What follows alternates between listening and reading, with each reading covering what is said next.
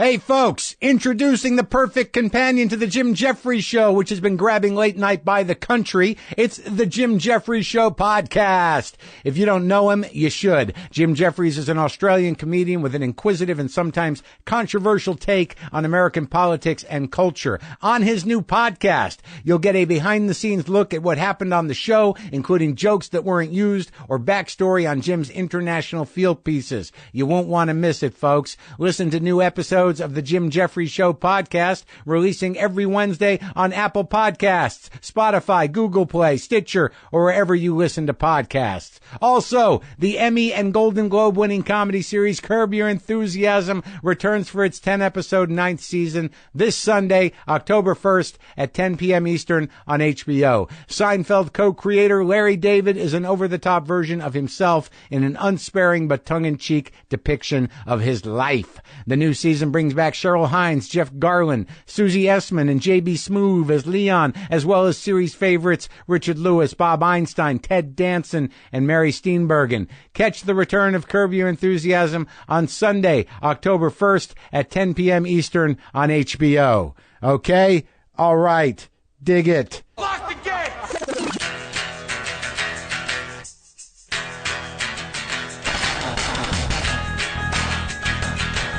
All right, let's do this. How are you, what the fuckers? What the fuck buddies? What the fucking ears?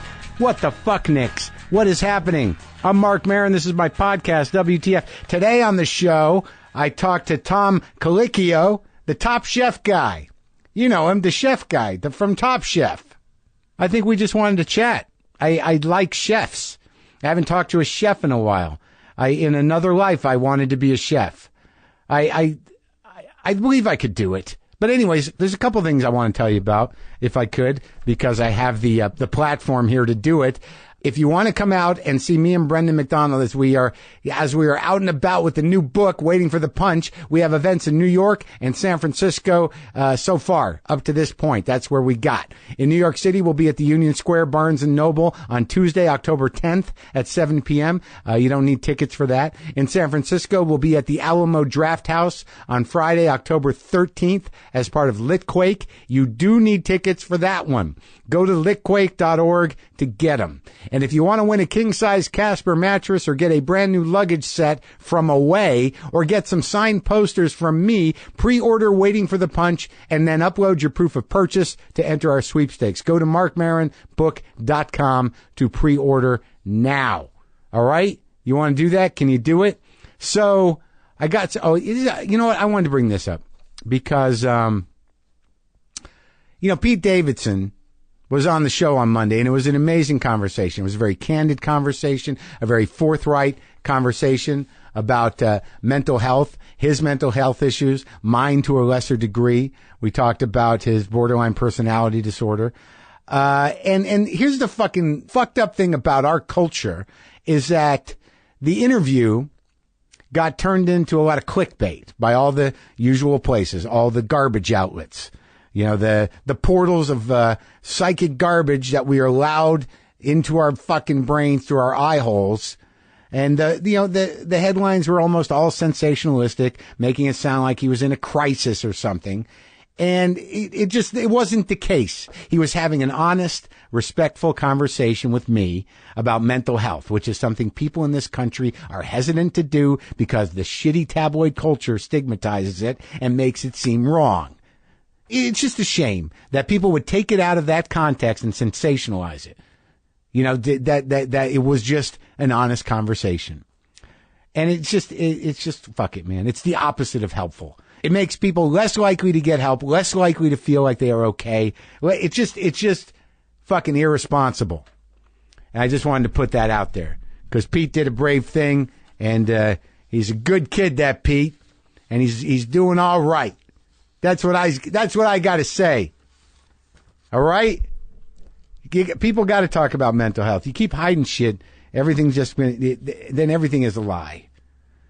The entire cultural dialogue is a big lie, and everyone's afraid to talk because they're going to be exploited or bullied or ripped apart or ostracized. Man, are we going to make this experiment work? Can we be a fucking community of humans in this country? Is it possible? All odds are against us right now.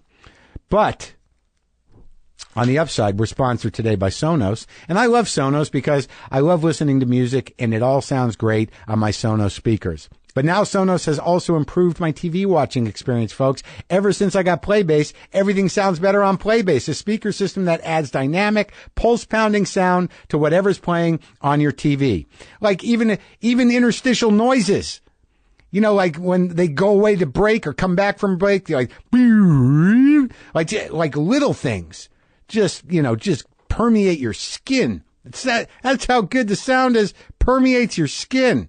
It's designed, I just turned into Brian Regan for a minute. It's designed to sit right under your TV so you barely even notice it while it's filling your room with epic home theater audio. And it's not just for TV. Playbase can also stream your favorite music. You can also add other Sonos speakers from other rooms to it. They sync up wirelessly. Right now, for the first time ever, Sonos is offering WTF listeners 10% off your order of $2,500 or less for any product on Sonos.com. This offer is available for a limited time only and cannot be combined with other discounts or promotions. Just use the promo code WTF10 at Sonos.com to receive this exclusive offer. That's WTF and the number 10 at Sonos.com. Okay? Dig it. So what's happening? I got some feedback on the size of my new friendly feral stray cat's face. I told you about Big Head.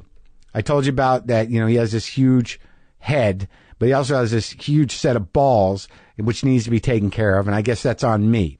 I don't know if he's domesticated, but he's pleasant sometimes. He's an odd cat. He looks like he's got this big old head and these big old balls, and his body looks like a bicep.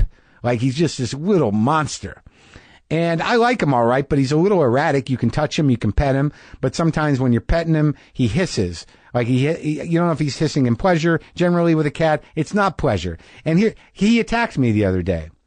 And I went out, my Sarah the painter, my girlfriend, thinks it had something to do with my balls. Because I went out there naked to feed him, which I do sometimes in the morning out back. No one can see me. I'll go out naked and put the food down. And that little fucker, Big Head, attacked my leg and bit my leg. He bit my fucking leg out of nowhere. As I was walking away, after I picked up the bowl to fill it with food, he bit my leg. And Sarah's like, well, that's because, he saw your balls and, he saw you as a threat, of his territorial threat. Like we had a little cockfight. I had a cockfight with the cat, and I did not attack him back. I let him win that one. But to the question about the connection between balls and head, I got a few emails sort of putting it together. But this was the first one from Allison. Subject line: cat balls. I was listening to today's podcast, and I had to stop what I was doing. Juicing prickly pears. There's magenta shit all over my kitchen. To answer your inquiry about the relationship between cat cheeks and testicles, I'm a vet who works at an animal shelter, so I have the pleasure of working with a variety of cat testicles of all shapes and sizes. The answer is that Sarah the painter is right, of course, in parentheses. Cheek/jowl size is a testosterone-dependent trait in male cats. Cats who are neutered before 1 to 2 years of age will never develop jowls. And if they are neutered later in life, the jowls will stay, but will get saggier once the testosterone disappears. Isn't that the way with everything, though? Anyway, basically, there's a direct relationship between the size of a cat's balls and the size of its cheeks. Get that majestic beast neutered.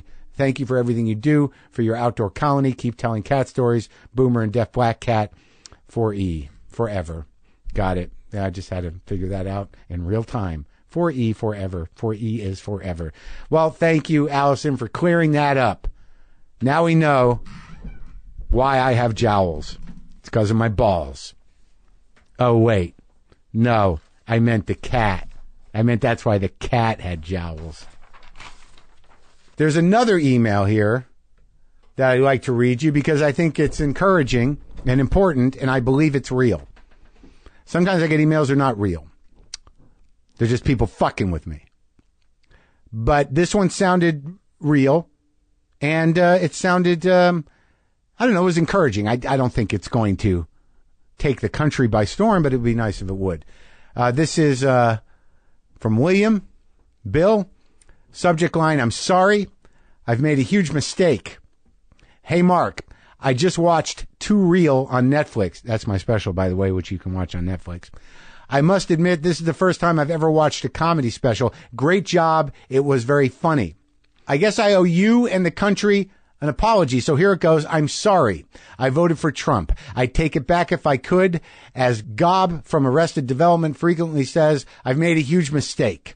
I'm 44 years old, and I was a conservative talk radio Fox News junkie since high school. After 25 plus years of living in the echo chamber, I've finally broken free. The Donald has managed to do what no one and nothing else has been able to do. I'm off of conservative talk radio and off of Fox News. Just couldn't listen to one more sycophantic broadcast praising and or excusing inexcusable positions, policies, and tweets. I've been amazed at how much more open and receptive to new views and opinions I've become since stepping back from the spin machine. I'm not ready to vote a straight Democratic ticket, but I no longer dismiss news and views from the other side. Your WTF podcast has been an important part of this transition for me. It's been super healthy to get new views from someone I enjoy listening to. My brother-in-law introduced me to your podcast this past spring. A couple of highlights for me have been the Al Franken interview and the President Obama interview. Keep up the great work. Thanks, Bill. See, that's basic logic without even being political, is that when you see people that you've grown to trust support behavior and ideas and actions that are heinous, you have to question the whole goddamn operation, don't you? Well, Bill, I appreciate that. I appreciate you you sending that, and I believe you, and I have to assume that others are somewhat sensing that. It's a real shit show. It's a real history-changing, brain-bending, completely terrifying shit show, a fucking circus of corruption and greed and racism and violence. Hey, but cooking's great. I love to cook. I want to get better at cooking. Occasionally I'll have a chef in here, get some tips, but you can go look that stuff up. I love to cook because it takes me out of me. And like sometimes when I have time off, like I've had over the summer, I'll spend a lot of time doing food prep, doing cooking, making things I enjoy. I'll spend hours and hours making, beautiful food that I like to eat, that's healthy, hours and hours of prep, days of working on the food, and I will eat it in minutes. In fucking minutes. And I cannot seem to not do that. Oh, did I mention today is my birthday? Which will be yesterday when you hear this? I recorded this Wednesday, and if you're listening to it Thursday, I will have turned 54 already. I'm 54 years old. I woke up 54 this morning, and I feel all right. I feel okay. I don't make a big deal out of it. I'm going to dinner with Sarah the painter. Got some nice calls. Appreciate all the well-wishers on Twitter and email. Thank you. I made it another year. I've had 54 in a row now with no breaks. Got close to taking a break, but I stayed. I kept at it. I kept at this life thing. So look, let's listen to me and Tom Colicchio, the Top Chef guy. He's a Jersey guy, and as you know, I'm genetically Jersey. So this is me and Tom talking. All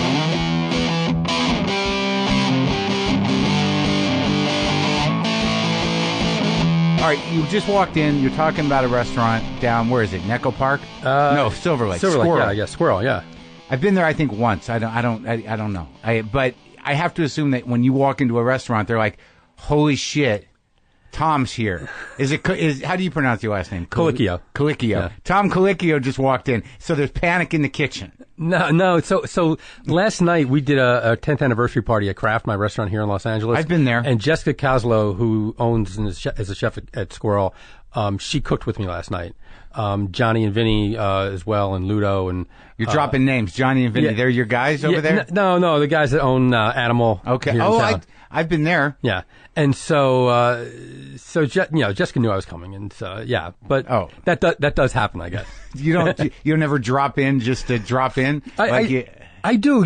A lot of times I don't want to be known. I just kind of drop in, just kind of try to sneak in and just have it. Because, the problem is we chefs, we go into each other's restaurants and we get what we call food fucked. Yeah.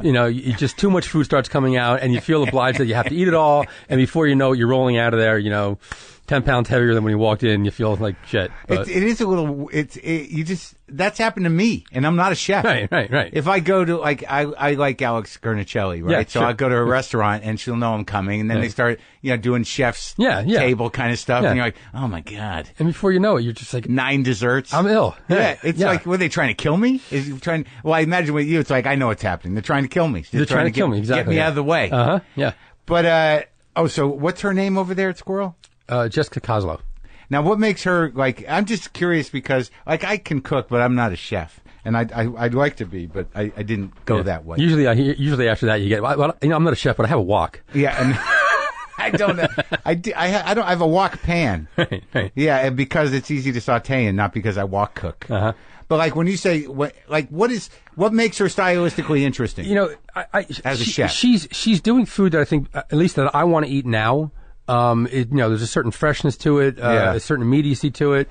And it's just damn delicious. Yeah. I mean, she does this rice, salad with this egg on it, this crispy rice salad with egg on it for breakfast. And it's just, I can eat it every day of the week. That sounds delicious. good. Yeah. But now that's not something you would think of. No, it's not the kind of food that I cook. Yeah. And that's probably why I like it. She did this thing last night that was so cool.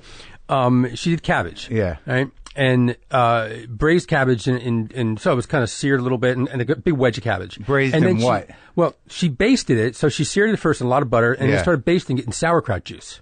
Huh. And then took dehydrated sauerkraut juice and used it as a garnish, and then some chive blossoms, garlic chive blossoms, and fried preserved lemons. It was just absolutely delicious. Now, when you, just saying that, I understand the logic of it and the aesthetic of it, and that it's like a mildly crowded cabbage, braised cabbage with lemon and whatever. Yeah. But do you just marvel at the ingenuity of that? No, actually, the simplicity of it. This is, when you get down to it, it's a wedge of braised cabbage. Right. But it's not about how, it's always about what. Or not about what, it's about how. Yeah. It's not that you braise cabbage. How did you braise it? Right. What did you do there? You did something a little different. But it seems like creative, it seems like outside the box. On dehydrated sauerkraut juice. Yeah. Listen, it's absolutely creative and out of the box, but at the same time, really simple and basic too. Now, where'd you grow up? New Jersey. Where? Elizabeth. Yeah, my grandfather is from Elizabeth. My uncle said everybody's from Elizabeth. If you search back and you go back, someone in your family's from Elizabeth. Why is that? I don't know. Did they all come in that way? Yeah, I think from Ellis Island, if you went left on the river, you went to New York, and you take a right, you went to New Jersey. And you're right there. You're at Elizabeth. Yeah. But it wasn't a nice. How old are you? 55. You have family there still? No, I think I have one cousin left. Yeah. But what was it like there when you grew up? What was the business? Yeah, my father he had a barber shop when we were young, and then in the house? Yeah, no, not in the house. No, he had a shop, and then I think he lost it paying a gambling debt. I think. Something they didn't talk about. Some gangster got the shop. Yeah, I don't know, something like that. But anyways, he was a correction officer in a county jail. Oh, really? Yeah, that's heavy. Yeah. Coming home from that, he went from barber to corrections officer. Yeah, exactly. In the county jail. Yeah, I think it was one of those things where he was still young and it was 20 and out. And Oh, yeah. And then he did that his whole life? He did, and he actually passed away before he retired. He was 52 when he passed away, so it was 28 years ago. Yeah, he was young. Of what? Lung cancer. Oh, smoked? Yeah. Oh, my God. A lot. Yeah. You just grow up with that, I guess. That's the world that you lived in then. Yeah. He started smoking when he was a teenager, probably, and he was good for a good 2 to 3 packs a day. Wow. Did you ever do it? I did. I it's funny. My first trip to Los Angeles, I wasn't crazy about it, but I was 24 years old, and the only good thing that came out of it is I never smoked a cigarette again after that trip. Oh, really? I was 24 years old. And you'd been smoking? I'd been smoking, probably a good pack a day. Yeah. And I was working just for a couple of weeks, and I was staying in a motel somewhere, and I had to walk up 2 flights of stairs, and I was out of breath. And I was 24, and I was like, fuck this. Oh, really? I got to stop this. I never smoked a cigarette again. It scared you? Yeah. Wow. Yeah. So what do you mean just out here working for a couple weeks? You weren't a chef then? Yeah, I was a sous chef in a restaurant in New York called Quilted Giraffe, and we had 3 weeks off in August. Yeah. And so I asked the chef there that I was working for to get me out to Los Angeles to eat, cook, and so he sent me out here to work at a restaurant called Rex, and big old Italian restaurant, and I spent about a week in the kitchen and said I got to get out of here, and so I took whatever money I had and ate around, and then hightailed it back home. So, like, when you grew up, how many siblings do you have? 2. I have an older brother and a younger brother. Okay, so there's 3 of you. You're Italian, full on. Yeah. Your mom is, what does she do? My mom, she just took care of us when we were young, and then she, in the first job she had at the house, she worked at like a photo store or something like that, helping process film. But then she started working in a school cafeteria. She managed a school cafeteria. So this is straight up working class family. Yeah. I shared a bedroom with my 2 brothers for the whole time. Oh yeah, until I left when I was 18. Yeah, exactly.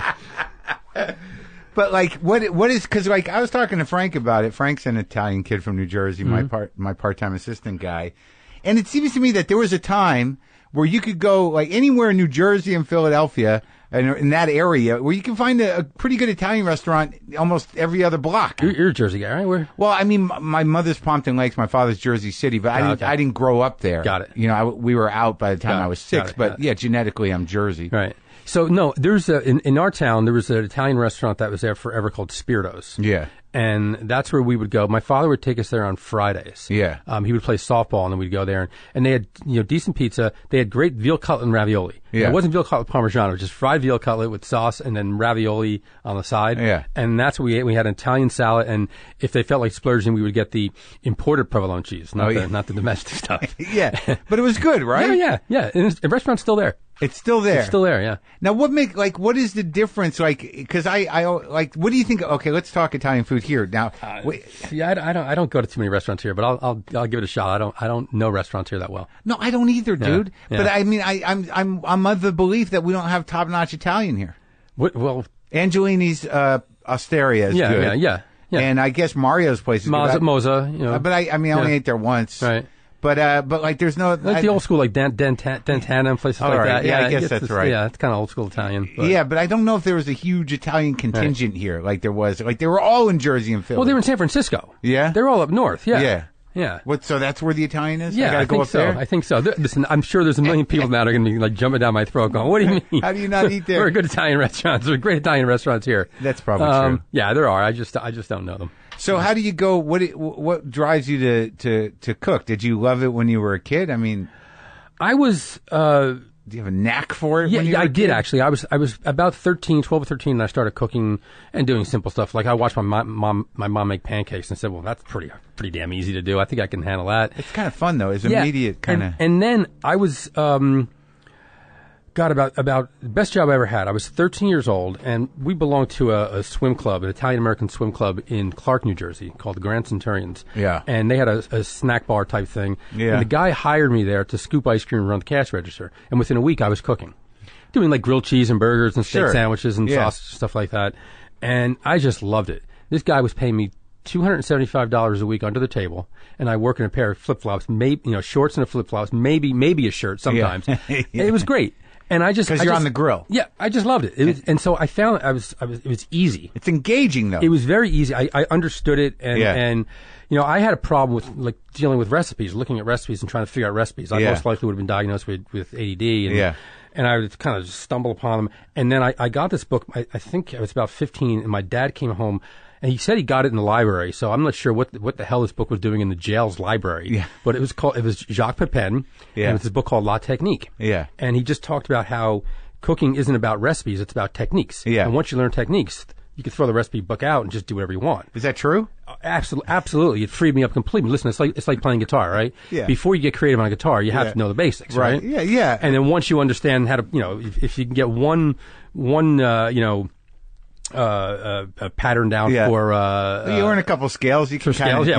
Once you get it, if you can play a pentatonic scale, I mean, you can do a lot. Sure, right? That's exactly right. But so you're 15 and you read that book. Yep. And what are the basics? Well, the basics were I never know how do you cook a green vegetable? It's the same no matter what green vegetable it is. How do you make a good stock?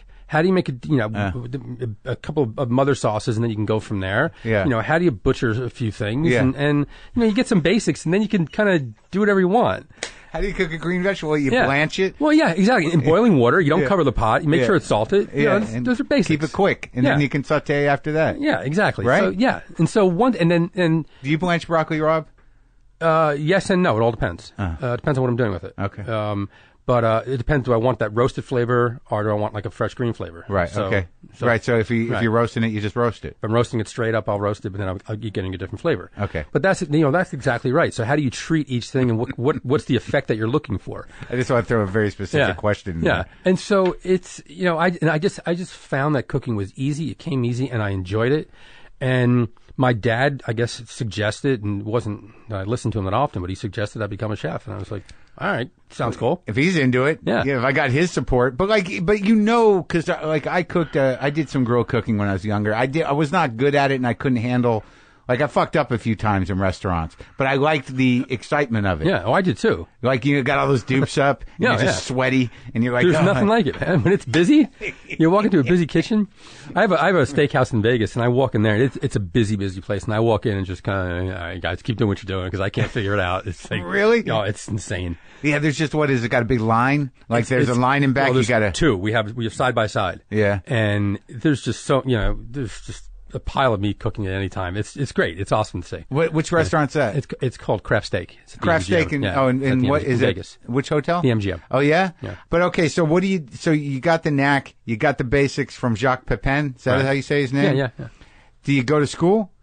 No, I planned on going to culinary school, and at the time you had to work in 2 restaurants before they'd accept you, and so I filled out the application and the whole bit, and I started. For working which one? Culinary Institute of America, and then I started working around, and I think this is my 4th restaurant job. I finally decided to take a shot at cooking in New York. Yeah. And I was at the Quilted Giraffe, which was a 4-star restaurant, and considered one of the best in New York, maybe in the United States. The Quilted Giraffe, yeah. Uh-huh. And within 4 months, I was a sous chef there. And at that point, I was like, So you just get a gig you get the job as a what? Well, my first serious restaurant job was at a restaurant in Elizabeth called Evelyn's. It was a seafood restaurant. We would do 1,000 covers on a Saturday night. It was just insane. But it also, fresh fish. Well, kind of.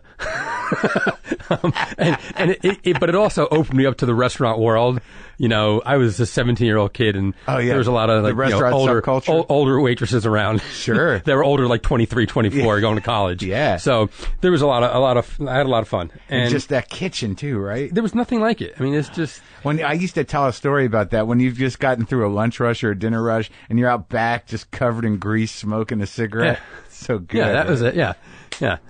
And I was going to then the drinking age was 18. Right. So, you'd go out with your friends after work and just, just get wasted. Totally inebriated. Yeah, and manage to wake up. Break into the restaurant to eat.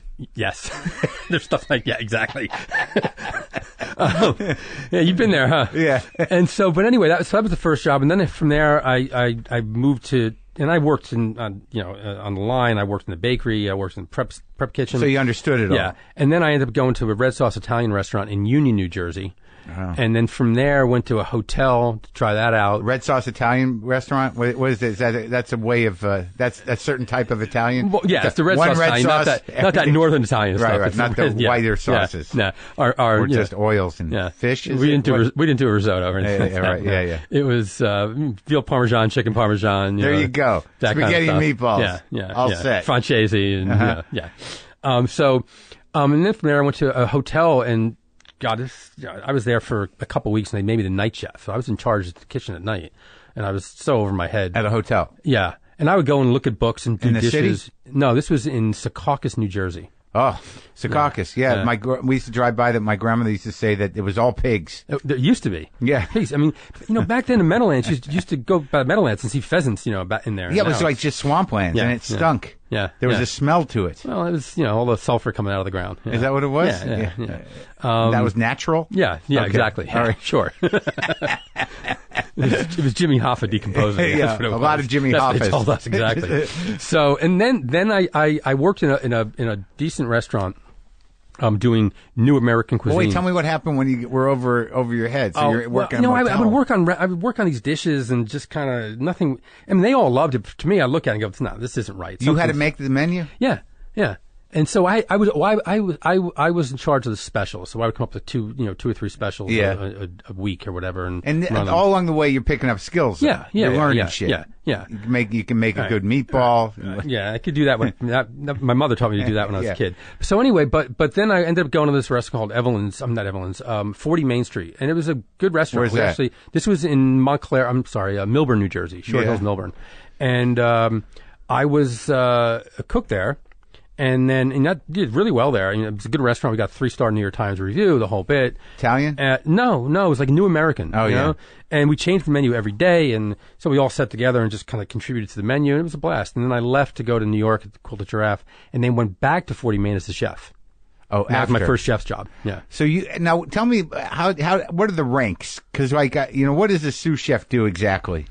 Well, this is the way I put it. There was, people always ask, "Are you still cook in the kitchen?" No, cooks cook in the kitchen. Sous chefs cook a little less. Chefs cook.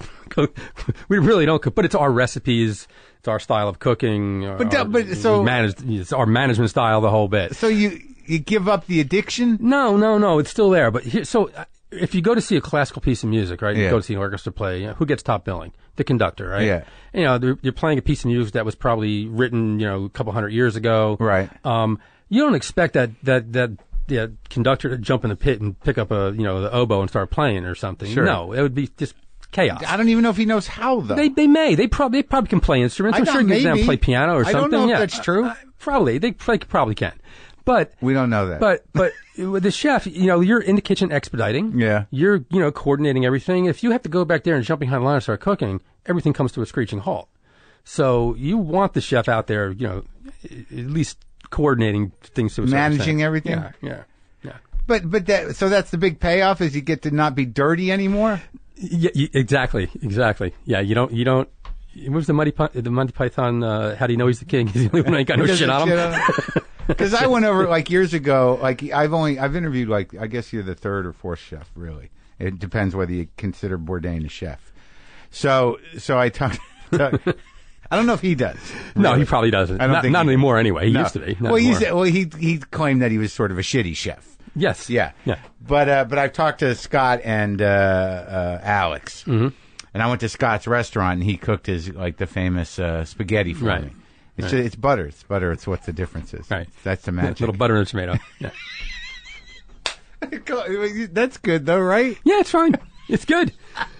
I mean, again, simple. How simple is that? It's so simple. It's maddening. It's all about timing, though. Because you eat at the restaurant, you're like, "Oh my god, this is insane." But that's all timing. What do you mean? It's when do you put the butter in? When do you know once that pasta is cooked? Yeah. And you mix it and you put it in with the sauce and you're finishing it with the sauce. It's just the timing of getting it all right it's just the consistency of the sauce because the starches of the pasta really play into that as well. Yeah. Because you use some of that pasta water. Right. That has to go in there. And so a combination of the tomatoes, the pasta water, fresh herb, and a little bit of butter and some olive oil. And there's a certain moment where it all just comes together and they have to eat it at that point. You got to eat that right then. Doesn't keep. No. It doesn't hold very well. So do you do that though? Like when you go to someone else's restaurant, and you're like, how the fuck did he make that? There are times, yeah. There was a great chef who, his name was Pierre Gagnère. He's still he had a restaurant in a little town near Lyon called Saint Etienne, and I would go there. Saint Etienne. It was in France. And okay. So I used to go there, and this guy was one of the early guys where I'd look at and go, how the hell did he do this? Really? And then I'd go and try to reverse engineer and figure it out. But was it simple? No. A lot of it was so French is complicated though, right? I remember looking at this one, but this was kind of avant-garde stuff. I remember looking at this one dish, and it was a lemon consomme, and and looking at it and saying, well, this is interesting because lemon's not clear. Lemon juice isn't clear. Yeah. Right? But this is crystal clear. Uh-huh. So how do you do it? Yeah. And so I figured out, well, you clarify consomme with egg whites. So right. can you clarify lemon juice with egg whites? The answer is yes. Oh, you can? And so, I'm assuming that's how he did it. That's how I ended up doing it. It's egg whites or egg shells? Egg whites. Well, you could put shells and stuff in, but, the proteins from the whites, collect all the fat and stuff. Yeah. So that's how you... Yeah. And so it worked. And so, but he was fantastic. Still is a fantastic chef. Yeah. So, all right. So you teach yourself. You end up at the Quilted Giraffe. Yeah. And then you're back at the other place. Yeah. Where you do your first head chef job. Yep. And as a sous chef, you're working alongside the chef to sort of execute the shit. You're still cooking. Yeah. Sous means under, so it's just an under chef. So you're sort of in charge of the kitchen, still getting dirty. Yeah, you're still getting dirty. And a cook's a cook. Cook's a cook. You tell him what to do, and he should know. All he needs to know is technique. No, a cook is you tell them what to do, but they always know better, and so they want to do it their way until one day you scream at them enough, and they finally realize that. And then they quit and become a chef. Well, something like that. So I opened a restaurant a couple months back, and my whole thing is like I think cooks often the heat's too high, the pans are too hot. And you got to slow down. You don't need to cook on high heat, but everybody's trained to cook on high heat because they think that's going to cook the food faster, and they got to get the food out. And so after day after day saying lower the flames, lower your oven, doesn't need to be at 500 degrees. And I went and I pulled a plate out of the oven and burnt the hell out of my hands. I just had a fit, started screaming. So the next day, all of a sudden, I noticed the flames were all down, the ovens were all down, and a couple of days later, the cook, the young woman, she came next to me. She goes, you're right. You're right. Thanks. Your restaurant. It really doesn't make a difference. It's like, yeah, it does. Yeah. So, when do you really start to come into your own as a chef? So it's not out in Jersey. No, it wasn't. So I left that restaurant. What was it called again? It was called 40 Main Street. And that was in Jersey. Yeah. And so I left that restaurant, and I was actually a co-chef with a buddy of mine named Jerry Bryan, who was from Virginia Beach. And he ended up going back to Virginia Beach to open a restaurant. And he opened a restaurant in Portsmouth, which was near Norfolk. And I was kind of between jobs. It was right after the holidays. And he called me up. He said, I need help. Can you come down here? So I figured I'd go down there for a couple of weeks and help out. Yeah. I ended up staying for 7 months. Really? Right. In Virginia Beach? Yeah, and just helped him out. I had a great place on the beach that one of the guys that owned the restaurant. But you didn't have a family yet? No. I was 25. Yeah. One of the guys who owned it had a condo on the beach. He gave me that to live in. It was a blast. I had a good time. And so then there was a guy who I knew in New Jersey. His name was Dennis Foy, and he had a restaurant in Chatham, New Jersey called the Tarragon Tree, and he was opening a restaurant in New York. And I was in New York at a party for a mutual friend, and the guy took Dennis aside and said, "This is the guy you should have to run your kitchen in New York." He pointed at me. Yeah. And so he called me up, asked me to come, and at the time, I was ready to go to France, and I had 6 months set up in 2 different restaurants in France. To learn? Just to go and stage. We call it stage. You go there and 3 months in one restaurant, 3 in the other restaurant. And so I said no. And right after that, my father was diagnosed with lung cancer, and we knew that he only had about 3 months to live. And so I decided to stay close to home, not go to France. I took the job. My dad passed away, so I was out of the restaurant for about a month. Yeah. And I came back and started working there, and I didn't care for it at all. I didn't like what he was doing. What was the restaurant? It was called Mondrian. Yeah. And so, like, what do you mean? Why didn't you like it? I didn't like what he was doing. He's a good chef. Yeah. But his style of managing the restaurant wasn't for me. Wasn't the food. Ex-military guy, wasn't my thing. Right. And so, I left, and I ended up going to France. Yeah. And I got a call from the owner of the restaurant saying, come back, we want to talk to you. So, long story short, I took over the chef's role in the restaurant and started doing my own thing. And within, I think, 3 or 4 months, I got a 3-star review from the New York Times. And that the Mondrian. Yeah, and that put me on the map. And 3 stars the highest? No, 4 is, but three at the time was tough. Tough to get 3. So that's what you're gunning for as a chef. 3, yeah, 4. You got to be a lot fancier, and like Danielle. It wasn't something that I was. Listen, I was a 26-year-old kid from New Jersey. I didn't know 3 from 4. 3 would have been great. 2 would have been good too. I got 3 stars, and that just put me on the map. But it's interesting because that world, it's an insulated world on some level, the food world, right? And back then, even more so, right? Pre-internet and yeah. So it was like it was like a play opening. Right. Who's this kid? Right, Colicchio. Right. Right. He's got the touch. Right. It's like, you stand up. There's the young guys out there, and someone's going to, you're going to hear about someone next year they never heard about before, right? Yeah. But the funny thing about stand-up, and not unlike chefs, is that, over time they end up doing the same shit over and over again. Yeah. Well, we do the same thing. I know. I carry the same recipes around I've carried around for, 30 years. You do have 30-year-old recipes? Yeah. Huh. Do you? Okay. All right. So now you're a 3-star chef in New York City. And now, is there a scene? Do you guys know each other? Like, did you know Bourdain? Well, no, I didn't know Anthony. I knew the restaurant that he was working. I didn't know Anthony at all. But this was, just going back. This is 1992, I think. Yeah. And what I noticed is all of the chefs that I knew and admired started coming to the restaurant. Like your restaurant. Like Daniel Ballou and Jonathan. Remember Jonathan Waxman coming in? Just the other chef, Gerard Pangot, was a French chef in town. All these chefs started coming in to see what I was doing, which is really cool. And what were you doing? I was doing my own thing. Which was what? It's hard to explain. I was using the green market, so it was kind of farm to table before there was even a notion of farm to table. Union Square? Yeah, I was going down there and filling up a truck full of food, 3 times a week. I would hit the fish markets and... on your own, you were on doing... my own, yeah. And so I was doing this real sort of produce-forward food. So on Sunday, you'd go down to the Union Square market? No, Saturday. We'd go Monday, Wednesday, Saturday. Okay. And then I started working with farmers that would bring food to me directly. And you had fish guys down at where? At Fulton Fish Market, yep. And it's a lot of schlepping. Yeah, it was, but it was worth it, And so I was doing my own thing. Yeah. And a lot of the early reviews were saying just that. It was a new kind of food. I wasn't following anybody, And right now I think that's the problem with the internet is that you don't have to travel to see someone's food anymore. You can just kind of make a few clicks and try to understand what someone's doing. So trends, fly around very quickly. Yeah. And so the restaurant, it wasn't a commercial success. It was a bad business deal, restaurant at least. So we ended up closing the restaurant. Yeah. And in 1991, I was awarded Best New Chef Food and Wine magazine. And Danny Meyer's chef, at the time at Union Square Cafe, he was awarded Best New Chef at the same time. There was 10 chefs every year. I remember that place. Right. That's still there, right? Yeah, it's still, well, he moved recently, yeah. So I met Danny, and the following year I saw him again in Aspen and said, listen, I got to talk to you when I get back home. So I called him up. He said, what's up? I said, well, I knew he was a fan of the restaurant. Yeah. And so I said, I'm closing the restaurant. We should do something together. And he's like, nah, I don't want to open a second restaurant. And a week later, he called me back and said, yeah, let's talk. Yeah. And I asked him, why did he call back? And he said, we had a mutual friend who was a wine distributor, had a wine company. And Danny said, hey, do you know Tom, right? He said, yeah. He said, he called me, wants to do something together. And he said, well, I'll put it to this way. If Sandy Koufax called and said he wanted to play baseball for your team, you'd probably say yes. So we ended up traveling together before we decided to work together. We took a trip to Italy together. We figured if we could travel together, we could work together. Yeah, oh, really? You and this other chef? No, it wasn't a chef. No, he's a restaurateur. Oh, he's a restaurateur. It's a guy who opens restaurants. Yeah, yeah. And he had Union Square Cafe. Yes. So, you go to Italy and what do you do? You walk around and eat? We just traveled around, yeah. And he knew Italy really well, spoke Italian, and his father had a travel business. So when he was a kid, he used to go to Italy quite often, Italy and France, and eat around, and just loved food. Wanted to be a chef, but decided it was too hard, and decided he wanted to work in the front of the house.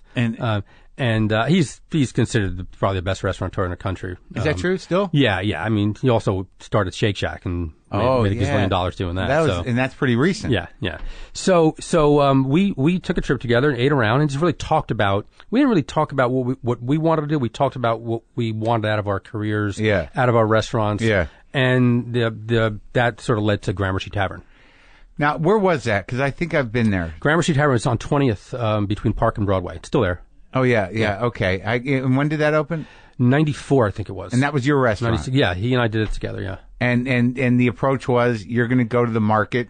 Well, the market was there. Well, it was American food, but close. Sort of high. Yeah, I know this right place. Down the street, and it was more high concept. But we had this idea that we wanted to do something that was very comfortable, something that people understood. And this idea of a tavern always kind of, we talked about. I've eaten there. I ate there not too long ago. Yeah. And so we talked about this idea of a tavern being a place where you can get great food, but you'd go there for various different reasons, whether to have a great meal or whether to just talk about the politics of the day or whatever it was. So the concept was sort of a watering hole. Yeah. Right. But with great food and great service. And is there riffs? Is that was that part of the sort of like elevating old standards kind of thing? Yeah, kind of. Yeah. In a way. That became pretty popular, that whole idea. Yeah. Kind of hot rodding, boring shit. Yeah. There was always that. And for me, it was taking the best of this French technique that I learned, taking this Italian sensibility that I had, and this also American sensibility, and fusing that all together and seeing what came out of that. What's an American sensibility? Hot rods, man. That's okay. Right. I know what you're saying. Guitars, right. Fenders. Yeah. And, it's not a chef sensibility. Right. It's just cultural sensibility. Right. Whereas the Italian and the French were actually chef sensibilities. Yes. So you stayed with that for a while. So that's your first restaurant. That's a big deal, and it was a big deal, and you did good. Yeah. So you partnered up with that guy. Yeah. Because I don't understand. I don't know if I talked to Alex or Scott about this specifically. Maybe I did, about that. That's the road that you're on. If you can become a good enough chef to open up several restaurants, you that's it, right? That's a new model. But the old model used to be, go back to, the most iconic New York chef growing up when I was coming up through was Andre Saltner, who had Lutece. Uh-huh. He lived above the restaurant. Was in the restaurant. If the restaurant was open, he was in the restaurant. Yeah. And that was the model. And it changed, and it kind of changed not in America. It changed in France when these 3-star Michelin chefs started doing their brasseries and their bistros. They did, so they got their upscale restaurant. Right. And it's like for you regular people that just want a sandwich. It wasn't even that. It was a way to capitalize on their notoriety, and they were able to bring in other investors. You didn't want to do another 3-star restaurant. It takes too much time and too much effort. Right. But let's do these other smaller restaurants where you can make the food great, but you don't have to spend millions of dollars creating atmosphere and artwork and shit like that. Yeah. So it was actually, let's bring, better food to the masses. Sure. Right. Sure. So the model changed from living above your restaurant to doing multiple, to getting on a plane going to your restaurants. Yeah, there used to be a restaurant where I went to. I think it was on Hudson in New York. Some old Italian guy owned it. He brought wine in from Jersey that he made, and it was, I forget the name. Really? I wish I remembered things. Okay. Because I would have told you. You would. I just want to. I was impressed with the guy, but he never. I was mad at him because I wasn't regular enough for him to treat me. Got it. There's that line you got to cross. Right. Where you're like, I've been here. Why am I waiting hey, how are you, Mark? Yeah. Yeah, you got to go a few times. Right. You got to be a regular, man. That's what it's about. It is. Yeah, sure. Are you kidding? That's what people like. My mother's boyfriend in Florida. That's what they live for. They don't even care if the restaurant's that good. If you can just be the guy that walks in, like, how are you, John? Hey, cheers, man. You want to go where everybody knows your name, right? It's true. That's right. Yeah. It's true. So but you guys are aware of that. So when you're in a partnership with that guy, the restaurateur, what's his name again? Danny Meyer. Yeah. So that's part of it, right? You in your mind, you're like, who are the guys that are coming in every week? Who do we, who's the families that are coming in every week? And you do that. You make the rounds, and you're like, yeah. You're there all the time. If you're working on a dish, and a few people that you can try it out on, you test drive it on a few people. Yeah. You're giving stuff away. You're being generous, and but I think that spirit of generosity is I think what makes a restaurant work. I mean, you have to create regulars if you want to have a successful restaurant. Right. So how do you do that? Right. Yeah. With good food, right? And hospitality. Yeah. Right. Saying hi. Being known first names. Yep. Exactly. Right. Yeah. Acting excited to see people. Yep. There he is. And I'm always terrible at that. I'm not that kind of guy to blow smoke up someone's ass. No? It's just not my style. Yeah, you're sort of intense. Probably because I can't stand it when it happens to me. Like when that's why I try to keep a low profile if I go into a restaurant. Like I'm not that guy to, have my assistant call up and make a big deal that I'm coming in. Yeah. I just want to kind of sneak in. Yeah, right. So, all right, so you're sort of ahead of the curve on the farm to table idea in a way. But it seemed like a lot of people picked up on that, right? Yeah, I guess so. But no, just because of because I remember by the time I was in New York, I was there for a long time, but chefs were going there. They were going to the market, but they still were able to find shit that was better than I could find, or maybe they just knew what to do with it. I don't know. We had farmers. We were regulars for the farmers. So you got to be regular with the farmer too. They got the stuff. They save you a good shit. Stuff. Yeah, we get the stuff. I would collect seeds and bring them to farmers and say, "Can you grow this for me?" Really? Yeah, back then, and back then they would do it. Now it's like, now I grow my own shit. But where'd you collect the seeds? What do you mean you collect seeds? Back when there were seeds and stuff. Yeah, like no, if you go to Italy, you find like some kind of tomatoes or something, Trevisano or something like that. A special tomato and you give them seeds and and they do it for you. Yeah, and you had success in that. Yeah, sure. Growing a special tomato. Yeah, and you grow your own shit now. Now I do. Yeah. Where? I'm a gardener. I have a house. Oh, for your house. Yeah, I live in Brooklyn, but I have a house on North Fork on Long Island. Yeah, and I have a garden. And you do like big. It's getting big. It's work. But do you can? And I do. Yeah. Yeah. Really? Yeah. I pickle. I can. Yeah. For yourself? My wife calls me a Depression era housewife. At heart. Yeah. It's great. So pickling's fun. Yeah. Like, what do you pickle? Well, there's cucumbers, and then there's green tomatoes or beets. But that's like there's a science to it, right? That's almost like chemistry, right? I don't care. There is a chemistry to it, and I'm not that focused on the chemistry. I know if it's high enough acid and you put it in the jar and you seal it properly, you're good. And has it worked out? Yeah. I'm still here. Now, Well, I didn't think it was going to blow up. You're going to die in a pickling accident. It's poison yourself. No, it all. So far, it's been good. Yeah, I draw my own tomatoes and the whole bit. What do you mean, draw your own tomatoes? What do you mean? Jar them. Yeah. I make sauce and jar it. Yeah. Oh my God! So is this the next wave? Are the products coming? No, for me, no, not maybe. Well, not that I'm not in my backyard anyway. But no, I just for some reason, and I think. My grandparents had, both sets of grandparents gardened and, small. My grandfather used to garden in 5-gallon buckets and it worked. And so. Pickle things, you mean? Yeah. And so I had this property, it's about 3 acres and houses on it. And there was one great area to garden in that was kind of in the back of the house. Yeah. And so finally I just bit the bullet and put some boxes together and started gardening. And there's nothing like it for me. It's just so relaxed. I get out there at 6 o'clock in the morning. It's relaxing. I can take my time. And what's cool about the garden is it starts to grow. You just start noticing things different every single day. Like, there's a little zucchini, and 2 days later, it's grown. How did that happen? Yeah, how did that happen? It's last night that happened. Yeah. So it almost looks like something you could have watched happen. Yeah, If I just gotten at the right time, I would have just seen this thing blow up. It's just amazing. And so there's something about just getting in the rhythm of having things grow and knowing when it's time to weed and water and when it's time to, when all of a sudden you're looking and go, what is going on with my zucchini? They looked great 2 days ago and now they're all wilting. What's going on? Yeah. And you crack open the stalk and there's a worm the size of your pinky sitting on it. Oh, you're dealing with the bugs. Yeah, dealing with the bugs. Yeah. But then there's those days where it's like, I got too many zucchinis. Well, I got too many tomatoes. Yeah, well, say I have a restaurant for that. I can always bring it to the restaurant and go, there you go. That's but perfect. we use most of it ourselves. At home? Yeah, we do, dinner parties and stuff. And that's nice when you're... fun. So you cook for those, I cook at home. I cook at home a lot, especially in the summer. Yeah. Oh, so you're saying your grandfather actually had a garden in a 5-gallon bucket? Yes. Out back? Yes. Or whatever? Yes. Like a tomato plant? He would actually put in a 5-gallon bucket. Yeah. And then at that point, it's like, because I always look at people with gardens, I'm like, it looks like you're going to go through that in a day. Like your kale came up, so that's one meal. That's one. Yeah. No, I have kale that. So I actually it's another green called spigarella. It's an Italian green, related to broccoli, and I just decided to just cut it all down the other day, and I had to blanch it all, and then put it in bags and freeze it because there's no way I can eat it all. Yeah, you can blanch and freeze? Blanch and freeze, yeah. That green, anyway, it's really hardy, so yeah. Oh, so it's not going to get all mushy? No, not at all. No, it'll hold up. Oh, so in fact, after you take it out of the freezer, you probably still have to cook it. Yeah, because I got 2 bunches of Rob the other day, and I blanched them, and I sauteed them with garlic and red pepper, and then the pressure was on. I got to eat that shit. But now, that also, you can blanch that and freeze that, too. It's fine. Right, well, because it's hardy. Yeah. I like broccoli Rob. It's seasonal, though, it seems. Yeah. There's a season. There's a season for everything. I know, but you think that they get things from all over, that their seasons are over. Yeah, but that stuff doesn't grow when it's too hot. Right. So, the Rob doesn't. That's what the deal is. So it's more of a fall. It likes to be a little cooler. Yeah. All right. Yeah. So now tell me how, where. So you get done with the Gramercy Tavern, and how do you leave something like that? Because this is the question. Like, there are restaurants that you used to go, that I'd go to, and I'm like, what happened? Well, the chef left. Yeah. The menu's still there, but the heart of the thing's gone.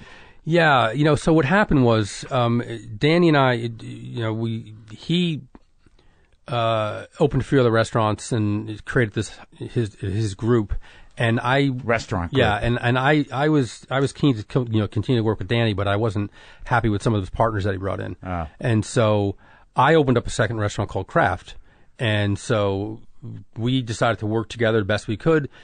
Gramercy was a jointly owned restaurant, and then he was going to do his thing, I was going to do my thing, and at a certain point it just wasn't working out. And I actually worked out a deal where I was buying the restaurant from him, and then last second I said, you know what, here's my number, and Gramercy. And so I sold my shares.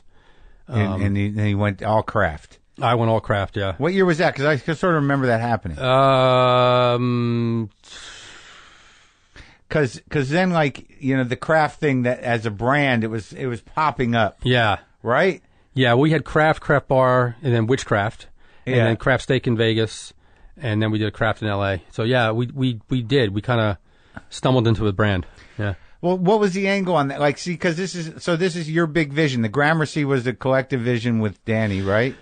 Is that his name? Yeah. So here's the thing. So when I was at Gramercy, I had food that I was doing, and it was all plated and somewhat intricate, and during that time, plated, you mean like fancy liquid? Yeah. It looked, you're Bobby flaying it a bit. No, I wouldn't go that far. But it was. When I say plated, you got, and this is important because of what craft was. Yeah. So, and there was 5 things on a plate. So yeah. And so then craft. It was right around the corner from Gramercy, so I couldn't do the same food I was doing there. Yeah. And I didn't have a Thai restaurant in me or something like that.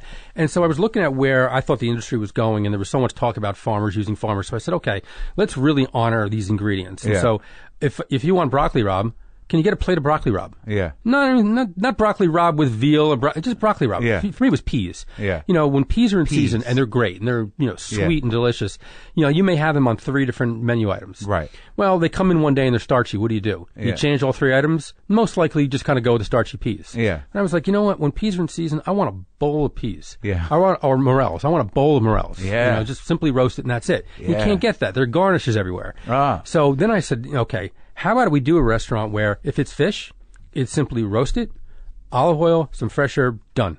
Yeah. No garnish. Right.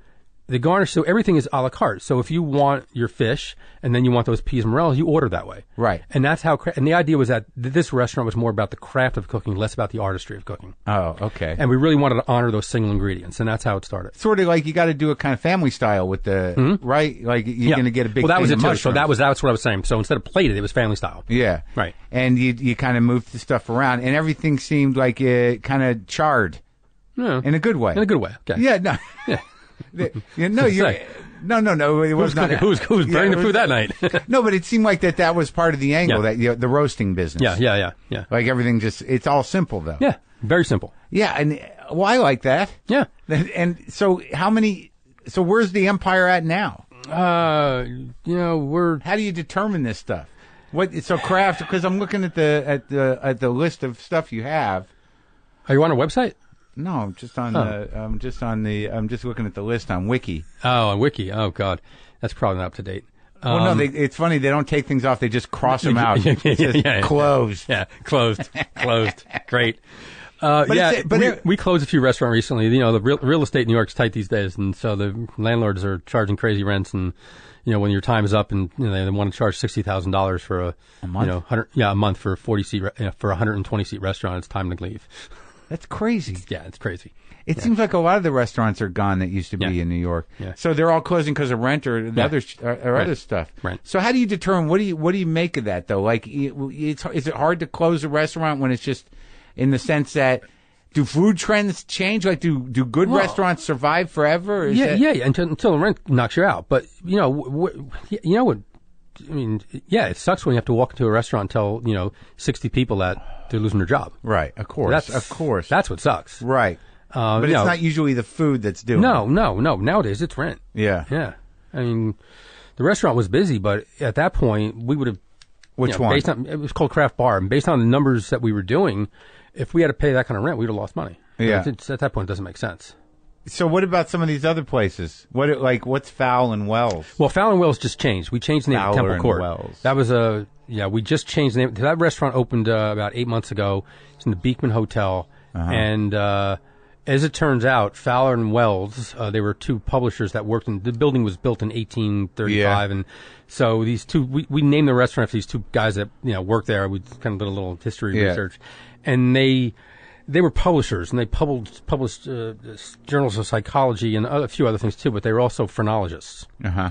And feel the head for the problems. Yeah, something like that. But there was also phrenology was used for a lot of different things. It was also used to try to prove that the Africans were a separate race. Yeah. And so I knew that, but it was this debunked pseudoscience, and I figured, what the hell. I knew it was also used by abolitionists to prove the opposite, and Black Writers of the Day used it to prove the opposite. But as it turns out, the Fowler of the Fowler and Wells was the guy. Yeah. So we had to change the name of the restaurant. You got flack? We got in a review from the New York Times, they kind of said it's a little insensitive.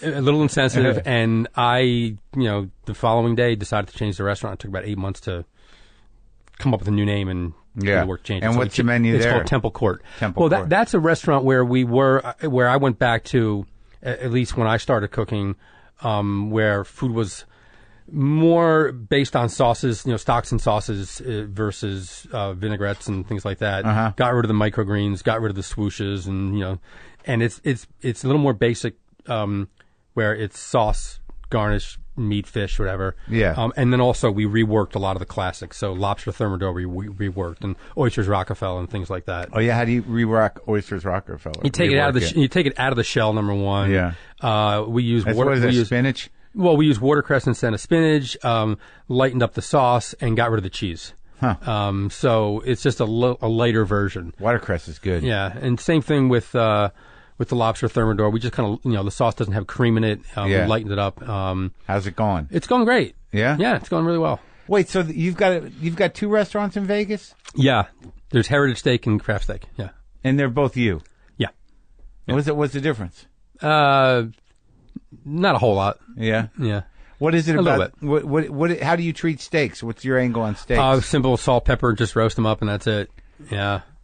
Buy good meat. That's it. You got to buy good meat. Double Porterhouse. Double Porterhouse is great. You got to buy good meat. You used to have a good Double Porterhouse. There's another place that closed down the meatpacking. Marcelleria. Sure. That closed it? Yeah. Man. Yeah, that was good. Yeah. Right? See, I moved out 2 years ago, so I don't. Oh. Yeah. They did the Rob. Yeah. And just a Double Porterhouse. Mm-hmm. The best. Yeah, it's good stuff. So just buy good meat. Buy good meat. High to start and then turn it down. Right. Yeah. I always say high heat's not your friend. Yeah. Yeah. Now, what do you think about the classic steak? Do you ever go to Luger's? I haven't been in a while. Yeah. Yeah. It's very specific, isn't it? Yeah. I mean, I like it, but I haven't been in a long time. No, of course not. But is it? Do you respect it? Yeah. Well, and why not? They've been there for 100 years. You have to. Butter, right? Butter plays a big part in that. Yeah. They get great meat. Butter plays a big role. Yeah. But I like the fact that they do one thing. Porterhouse. That's it. Yeah. And they get away with that. It's good. And what about the nature? Is it like we'll get to TV in a second, but because you're out here for the Emmys, right? Yeah. Are you nominated? Yeah. We're nominated for what? Yeah. Best reality show. Oh, for Top Chef. It's a primetime nomination. It's been on forever now. 15 seasons. It's a lot. Yeah. 15 seasons of you tasting things and hurting people's feelings. Well, a little bit. We also, we launched a lot of careers too. I know. Yeah. I'm just kidding. But yeah, 15 seasons. So, what about the you guys got to be competitive. Chefs? Yeah. Come on. Yeah. Man. Yes. There is competition, but it's friendly competition. It is? Yeah. But you never sit around and go Jeff Zakarian. It's like, No. He's wearing his bow tie. Yeah, that's his thing. It's fine. He's a good guy. No, he is. He seems like a good guy. Yeah. But I did eat at his restaurant in Florida when I was on a real chopped craze. So I would go to, you know what I mean? Okay. No, I was watching it. Yeah. Okay. And it was teaching me how to cook. Okay. In a way. Yeah. But I liked it, and I liked the personalities, and I went to his restaurant in Florida, and I was like, this isn't that good. Yeah. I didn't have a good meal, and I'm like, I gotta go to the one in New York. Yeah. I never did. But like, who was your generation? Is it like Bobby? No, I'm a little older than Bobby. My generation, really? My generation was Alfred Portale. He's a little older than I am. Thomas Keller, Daniel Boulou. Daniel's your generation? Yeah. He's slightly older than I am, but I was because I kind of made it. That when I was 26, I was pretty young. Yeah. So yeah, I mean, Bobby's younger than I am. Jeffrey's my age. Jeffrey Zakarian. Yeah. And you guys knew each other coming up? Yeah. I mean, working in New York, we kind of all know who, you sniff around. Sure. We know who everybody is. Yeah. And do you compliment each other? Yeah. Yeah. Like, you're like, he has a good job on that. Like, you taste each other's shit. Because, I mean, like, that's the one thing that those kind of shows, I don't know, does Top Chef do it? Well, you do it. Well, you're sitting there with chefs and you're tasting shit. Yeah. And you can appreciate things. Yeah. Yeah, I mean, it's nice, right? Yeah, I think that, I mean, I appreciate everybody. There's a lot of people doing great stuff that you'd never hear of. Yeah. Chefs like, Jonathan Beno, Marco Canora. These are, chefs doing great food in New York, but they're not on TV. Right. And so there's a lot of people that are just doing amazing stuff that you just don't. Yeah. You don't hear of. And so yeah, but there's a respect that we all have. All right. There's not a whole lot of sniping. Some stuff on, sometimes you walk in. The problem right now is things have changed. It used to be when we were coming up, there were gatekeepers. and certain people, mostly magazine editors and things like that, and writers who you didn't hang out with. And if they decided that they liked you and that you were doing some great stuff, they'd write about you. Yeah. And so you got buzz, and it was worthwhile. There was a handful of people. Nowadays, buzz is generated for a lot of different reasons. And so a lot of times you go into a restaurant and you hear this amazing buzz, and it's like you go there and go, really? This is it? Right. Not that it's bad, but this is what everybody's going crazy about? Yeah. All right. Like, I can't decide, you're going to go there, your mind's going to be blown. You go there and go, no, my mind's not blown. It's good, but I'm sorry, but it's food. It's just food. I think maybe after a while you're so jaded and you go, it's just food. No, I don't know if that's true. I think the point is that people can generate buzz that is not solely based on the critical palate of somebody you respect. Yeah, of course. Yeah. Those guys are gone, really. But I think it's that we need someone, the internet needs someone to talk about and someone to, that's going to be hot for the next 3 months. Right. And that's it. That's it. But it's true that cultural criticism on all levels, whether it be food or, painting, I don't know so much about painting, but just, film, that it's just diminishing the standard bearers are kind of gone. Right. And there's all user generated reviews now. Yeah, and it's it. It's just, I guess it's more democratic, but, what do the people know?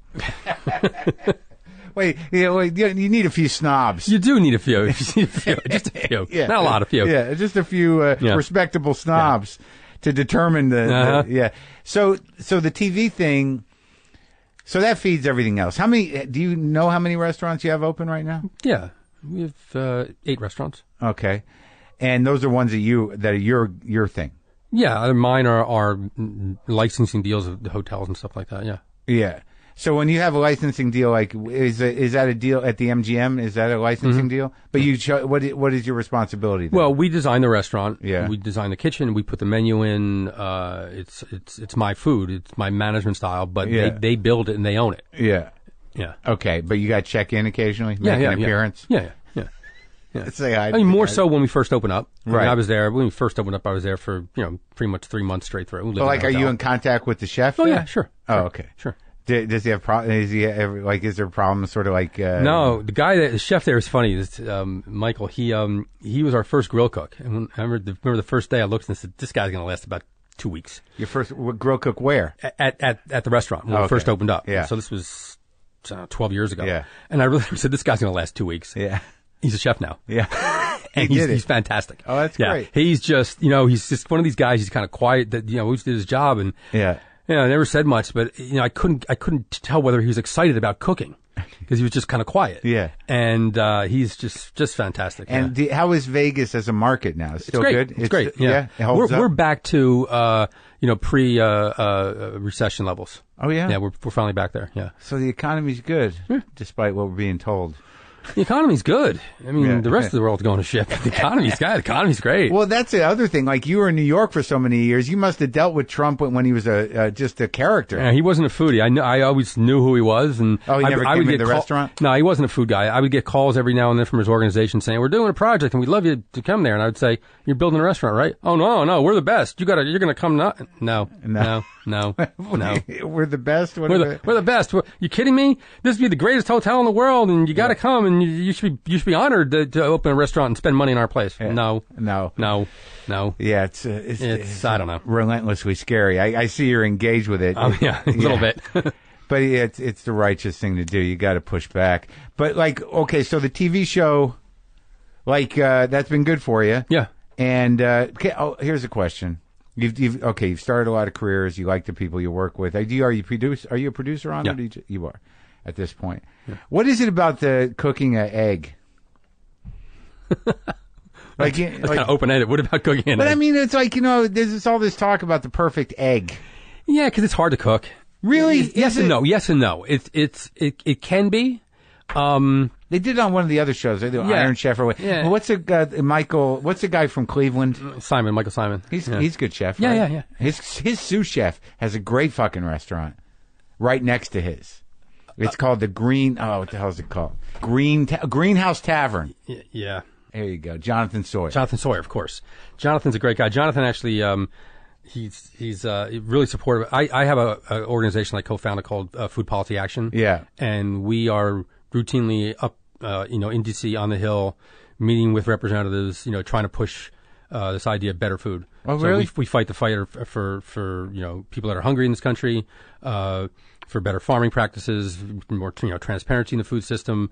And Jonathan's one of the guys who actually comes and works with me up on the hill. Yeah. So you spend that? I didn't realize that. Yeah. You spend a lot of time in Washington doing that. More than I want to. Yeah. And what does that entail? We're a C4. Uh-huh. I'm an unpaid, unregistered lobbyist. Yeah. And we don't have clients. Right. And so we just go and meet with House members or staff, or their staff. Uh-huh. And usually around Farm Bill or school lunch or we were heavily involved in labeling. Not that I'm anti-GMO, but I'm pro-labeling. Right. Very active around school lunch, trying to get more money for school lunch, higher quality food for school lunch. Working really hard on my wife is a filmmaker, and she co-directed a documentary called A Place at the Table that came out about 5 years ago, about hunger in this country. Okay. And that gave me a real platform to sort of go and talk to representatives about making sure that we have a robust nutrition programs in this country. And have you engaged since this president? Yeah, the problem right now is you go there and you'll meet with staff members and stuff, but there's no one. So, for instance, I was, this was confirmed just 2 days ago. I was with Secretary Vilsack, who was the head of the USDA, and Sonny Perdue, who's now the head of the USDA. Yeah. There's no one under him. They haven't appointed anybody, so there's no one to talk to. So there's no one writing policy right now. So it's just bizarre. The government's just not functioning because no one's there. And those are jobs that he needs to fill, the president. Yeah. And so what happens is usually when you're running and you win a nomination. I'm reading Hillary's book right now, and for months they were saying who's going to fill these positions because they knew how many positions. It was like 500 plus positions. They're doing it on purpose. And I don't know if they're doing it on purpose or they just didn't think about it because they didn't think they were going to win. Yeah. So there was just like, and he's not someone who knows how to govern. Doesn't know how government works, and so there was never a thought of it was really interesting. Jared Kushner, when he was taking a walk through, asked, how many of these people are staying? Yeah, and I said, none of them. Yeah, you didn't just take over a company. Yeah. These people are all gone. Yeah. You've got to fill these roles. I wonder, how much of it is on purpose to hobble the government and how much of it isn't. Yeah, I don't think so. So there's literally no one to go address issues with. There's no one to talk to right now. No. That's bizarre. Yeah. So you could talk to the members of Congress, and they're involved in writing policy as well, but it's no policy coming out. Nothing coming out. And that's the good thing, though, because there's nothing happening. They can't get anything done because there's no one to actually write policy. So that's fine. All right, as long as right, not getting worse. right. In that one area, it's getting worse. I think there's a lot of stuff going on with the EPA that I actually think they should start calling the IEPA, the Industrial Environment Protection Agency, because that's the only environment protection. Well, it's the only environment to protection is industry. Yeah, it certainly isn't the environment. It's not the Earth's environment. That's for sure. Yeah. Back to the egg. So, I just saw, I don't remember what show it was on, but why is it so important that there's this idea about the egg? A lot of chefs, especially the old school French chefs, said that's like, Andre Saltner, going back to Andre Saltner, if you were cooking, wanted a job in his kitchen, he would say, okay, make an omelet. Yeah. And there's a way to make a French omelet. Yeah. And then there's two kinds of omelets. There's a country omelet and a classic omelet. And how are you at those? I could do them. I can handle that. But a classic omelet doesn't have any color on it. Uh-huh. But it's all cooked and fluffy and it's all about timing and about knowing how to do it. And a lot of people are just never trained to do it properly. So you tell 15 contestants that come in, like, make an omelet, and most of them will screw it up. The basic omelet means no color involved. It's not brown. Yeah. Because that toughens the egg. Yeah. And so it's just this beautiful, yellow mass of eggs that are perfectly... Nothing in it? No. Yeah. Typically it's not. Typically just maybe some fresh herbs and that's it. Yeah. It's not. The American omelet's more of a stuffed omelet. Yeah. And then what's the other kind? There's a French country, there's a classic, and then what's a country. The country? The country omelet has, there is a little color on it. Yeah. Yeah. Oh, so anyway, but that's it. I mean, it's, my son, my 8-year-old the other day, we have chickens out and run around too. Yeah. Dad, I got to learn how to cook an egg. Yeah. So I taught him how to cook an egg, and he said, I need another one. And so 4 eggs, because he wanted to cook them, which is fine. But, so he wants 8-year-old wants to learn how to cook an egg. But was he coming at it in the same way I was, or he just wants to learn how to cook an egg? He wants to learn how to cook an egg. Oh, he doesn't. I think it's just like, you didn't, like, I know if I asked bring Dad, him through the omelets. No, it was like, it was fried. He liked them over easy, so we did that. Oh, good. You didn't break them?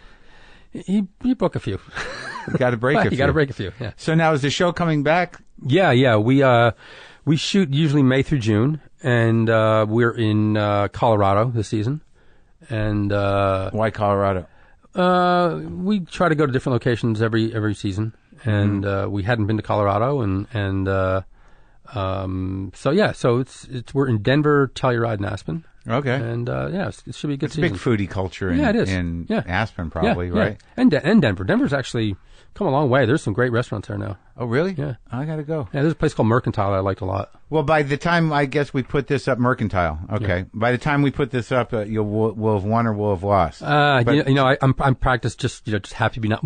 This is our 11th nomination. We won one. We won one. But you're happy that you come out and you see everybody. You know what? It's not my industry, so and what I find really interesting is that there's a whole group of Hollywood type people who love the show. Yeah. And I'm always just shocked at who.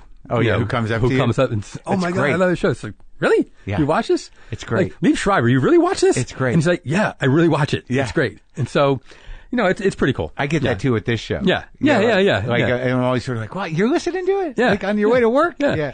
So no, it's a blast because I don't consider myself part of the industry. Yeah. And yet I am, Sure. and part of the Hollywood industry, and so it's kind of cool.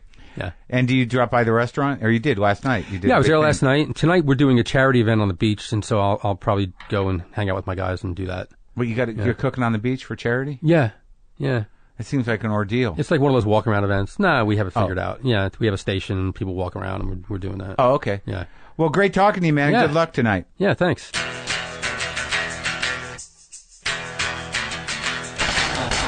Good guy. Solid dude.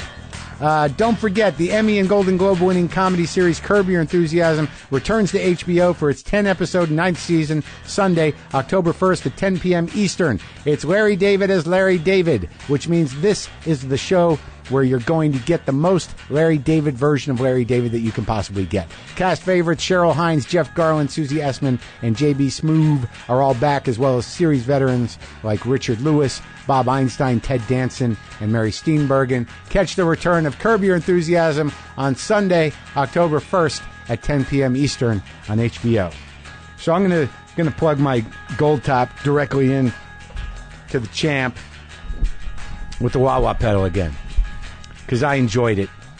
And you can listen or you can't, or don't. It doesn't matter. I'm gonna play. I'm gonna fucking play.